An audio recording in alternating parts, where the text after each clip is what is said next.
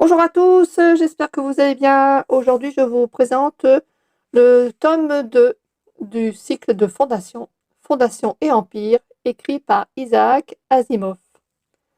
C'est donc un roman de science-fiction écrit en 1952.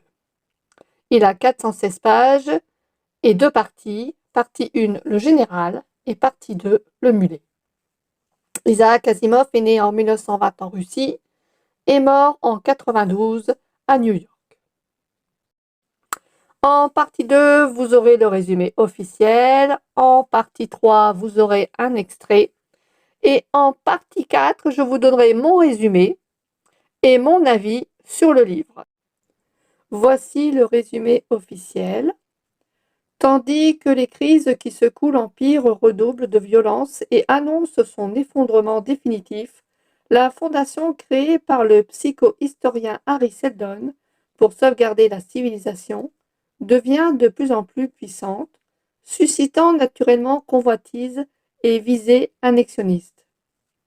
En tout premier lieu, celle de Belrioz, jeune général qui voit dans les secrets détenus par la Fondation le moyen de monter sur le trône. C'est alors qu'apparaît un mystérieux et invincible conquérant, surnommé le Mulet, que le plan de Seldon n'avait pas prévu. L'extrait vient de la première partie du chapitre 1, page 13, à la recherche des magiciens. Belrioz. Au terme d'une carrière relativement brève, Rioz était devenu, aux yeux de ses contemporains, le dernier des impériaux.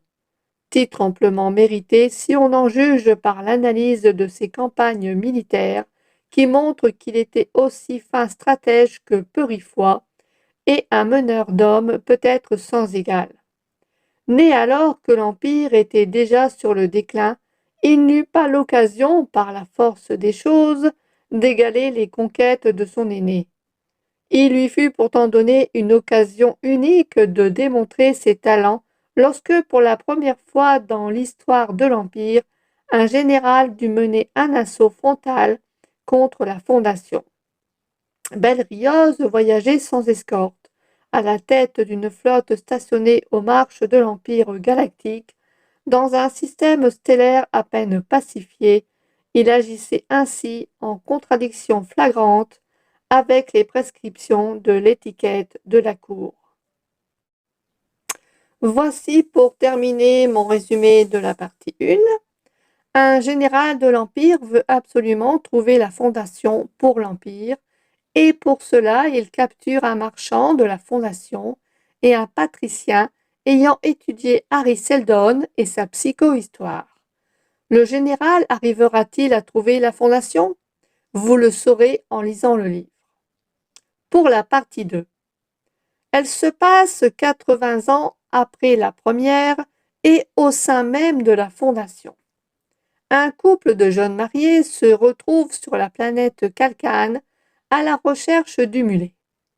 À la place, ils enlèvent l'un de ses serviteurs, et le mulet en profite pour attaquer la Fondation. Le mulet arrivera-t-il à ses fins, ou est-ce que la Fondation s'en sortira encore une fois indemne de cette nouvelle et inattendue crise? À vous de le découvrir en lisant ce livre. Mon avis. Pour la première histoire, l'auteur nous dévoile tout de suite les ennemis de la Fondation et fait sortir vainqueur encore une fois cette Fondation.